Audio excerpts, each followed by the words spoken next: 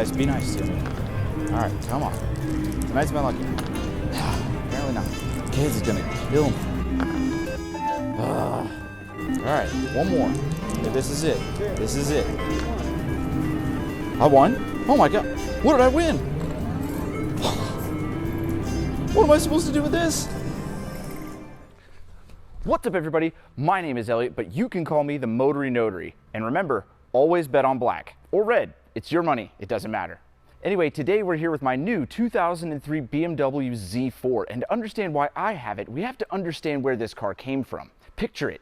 It's 2003, Las Vegas, Nevada, 2 a.m. You've got a cup full of quarters that's running a little low. You're on your last pack of cigarettes, and you see a shiny new silver BMW Z4 sitting on top of a pack of slot machines. And you think to yourself, man, I'd really like to take that home. So you sit there, you smoke through your cigarettes, and you blow through your last few quarters when all of a sudden, jackpot, you win. You've got a brand new BMW Z4, and now you've got a free ride home. That's exactly the story of what happened to this BMW Z4 and why it ended up in Kansas. A guy really did win it in Las Vegas in 2003 and drove it all the way to Wichita, Kansas, where it's been ever since. And now, 18 years later, I have it. Cutting straight to the point, I paid $3,600 for this 2003 BMW, primarily because it had 281,000 miles on it. But because this car was originally won from a slot machine in Las Vegas, that means it started out life as a free car, which means, much like the BMW behind me, 100% of the BMWs that I've ever owned have been free at one point in their life, at some point or another. So now you're all caught up. This car was originally won at a slot machine in Las Vegas, but now it's here in Wichita, Kansas, where I bought it for just $3,600. So let's take a tour of the cheapest and highest mileage BMW in the country and see what you get when you buy a Z4 for less than $4,000. All right, switching to handheld mode now, let's walk around this BMW Z4. Should I call it the Gambler Z4, the Penny Slot Z4?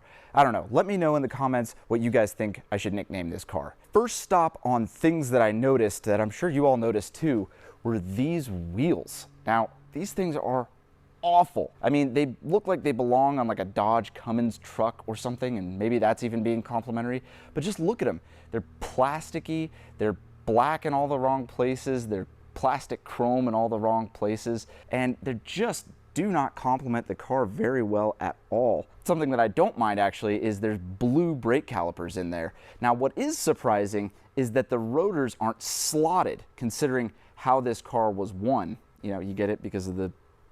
Anyway, that we have fun here. So let's walk around the rest of the car. Considering the mileage, it's actually in really, really good shape. The paint looks really good.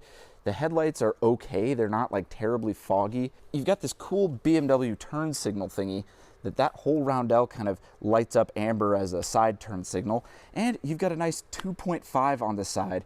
And that 2.5 on the side stands for 2.5 liters, which is the size of the 6-cylinder engine that's in this car, which surprisingly is not all that different than the engine on the BMW, but we'll get to that in a minute. Let's continue looking around the car. Another thing you'll notice is on the side here, but it makes a Z because it's a Z4, but there is a Z in the side of each one of these cars, and it's really, really cool. It's a nice styling touch, and things like that I really, really appreciate. Around the back here, we have an antenna that got broken off, I guess. I'll have to replace that. The badges are still here. The roundel isn't faded. The exhaust tips they're okay. And you can see the muffler is there, but it has been hollowed out. So this thing actually sounds pretty cool, and you'll hear it here in a few minutes. And normally I'm not a fan of hollowed out mufflers, but in this case, I'm actually okay with it. Coming along to the inside, and this is where I'm very surprised. Remember, this car has 280,000 miles, and first of all, it's a manual, but look at these seats. They look great. And I was like, wow. I mean, I've had cars with 70,000 miles that don't look this good. And that's when Tyler Hoover enters the chat. He came over and instantly said, wow, those seat covers look great. And I was like, oh, seat covers. And what do you know? They are covers. But it really doesn't look too terrible underneath. And honestly, they look really, really good. So I'm definitely going to leave them on because the car presents better like that. Besides some of this kind of being faded and chipped away, everything else looks really, really good. All of the buttons still are legible. it's just a good, clean car, and this is obviously the most important part, a manual. Another thing on this side of the car, the glove box, which has nothing in it but my registration, but you see these two prongs right here? They are hooked up to a toggle switch that does nothing, because as you saw, it's just prongs going into nowhere. All right, now let me go over to the driver's side so I can pop the hood and we can do an assessment of what's under the bonnet. But, oh God, those wheels. Over here though, you can see some things. The steering wheel is either in amazing shape or it's been re-wrapped. I'm sure it's been re-wrapped. And another interesting thing, this car is very, very base model, so it doesn't even have automatic climate control systems. It has a 1, 2, 3, 4 and a red and a blue, just like you'd find in a Hyundai. But I guess what do you expect? It was a giveaway car, and the people who ran the slot machines that this thing was on probably weren't trying to buy the top of the line BMW to just give away. In here you have your basic instrumentation, and let me put the key in so you can see that magic number. Looky there, 280,000 miles. Where the free BMW at 250,000 miles used to take the cake for highest mileage car I've ever driven or owned, this now takes the cake. It's weird. I'm going backwards. I feel like I'm supposed to be getting better cars, but yeah, no matter. Back here we have a storage container. Let me stop. Back here we have a storage container that the button has gone away from. Let me see if I can even get it open. That's sharp. The part that I need to open. Don't you love when you're getting to know a new car and you got to fiddle around with it on camera in front of a bunch of people? Anyway, in here there was some storage at some point. I presume a valet sticker. I don't know, probably a service sticker knowing this car. Pretty practical. Let's move on to the hood. Oh, there we are. The 2.5 liter inline 6-cylinder, which actually has a lot in common with the engine in that car. But believe it or not, in this car, it is a lot more sprightly, probably due to the weight difference. But there you are. It's a little dirty in here. Nothing a little simple green can't fix. Let's see if there's any oil at all. Okay, there is oil, but ooh, yeah, does not smell the freshest, so that's gonna have to be addressed ASAP. Anyway, there's the motor. Now, let's get to the elephant in the room, and I don't mean these wheels, the top on these cars. And they have one major flaw. See, water, when the top is up, drains around and down and through like these little channels. And some of the channels fill up with debris, get clogged, and then water fills up, floods the motor rusts out, and then the motor's stuck. Now, apparently this top has been replaced, not only the motor, but the entire top itself. So let's make sure that this top mechanism even works. Oh, it's happening. Look. It's loud. Okay, and the windows are rolling up. All right, back down. That was fast. Oh. Windows are back up, but not in my book. I don't like that. It looks weird when you drive around with the windows up in a convertible. So there you go. That was a tour of what you get for about $4,000 on a BMW Z4. Sure, it's got a lot of mileage, but the reason I don't feel like I took a gamble buying this thing is because this particular car actually came with 10 years of service records. But that's a tale for another day. Let's start this thing up, get it outside, and enjoy what feels like a spring day after a whole week of below 20-degree temperatures. I bought a convertible at just the right time, guys. Let's go drive it.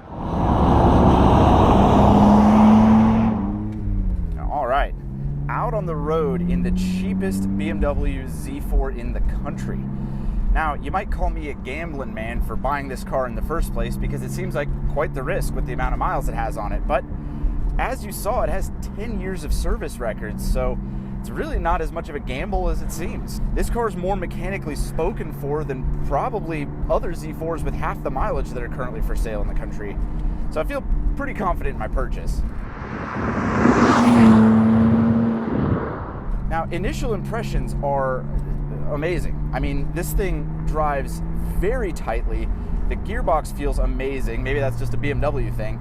Normally, I would be saying, well, what's one of these with half the mileage like? But I drove these when they were new, and I've driven what's probably the highest mileage one in the country now, and I gotta say, it's still really good. When I first got in the car, it does have a check engine light on, but I was told by the previous owner that it's just an O2 sensor. You know how that goes. It either could be just an O2 sensor or it could be many, many other things, but it does have the light on. The performance doesn't seem to be suffering at all because of it, but that is something to have checked out. And it has another light which is kind of a circle with some other dashes around it, which I'm told is the brake wear sensor. And even though the pads are fresh, apparently the sensor is mad, so that'll be something to have looked at too. But considering these are the only visual things that the car is yelling at me about, it's really not bad, and it doesn't affect the drivability of the car at all. I'll do a little acceleration here. Man, honestly, it's not bad.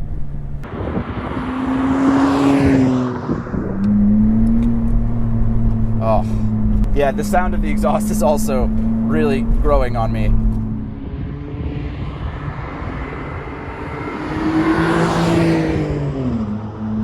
Can you imagine coming up from Vegas in this thing like, I won, baby! Thank you, penny slots!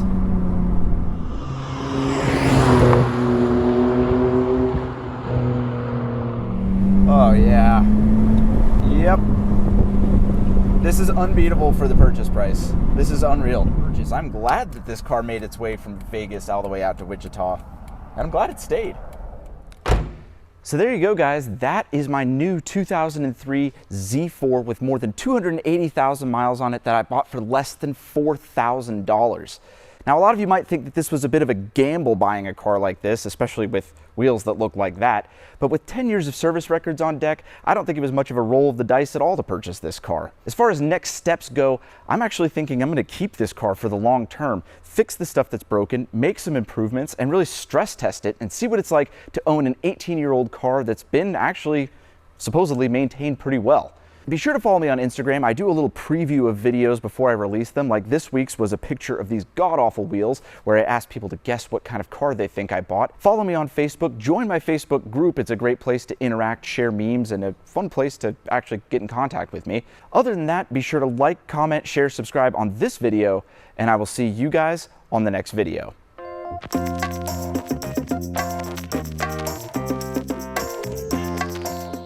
Here I am again driving a convertible with no sunglasses. I don't know when I'm ever going to get it. I need to get some sunglasses. Do I feel like a cool guy driving this? Fantastic question. Yes and no. Yes, because I know I'm in a Z4, but the wheels are making me feel a little less cool. Overall, yes, I feel cool. Now, do I feel as cool as Clive Owen in those BMW Drive videos? Not quite, but I'm hoping to get there one day. Silly, I'm using my turn signal again. I'm now a two-time BMW owner, and I'm still using my turn signal. I guess it's all that Toyota driving I do.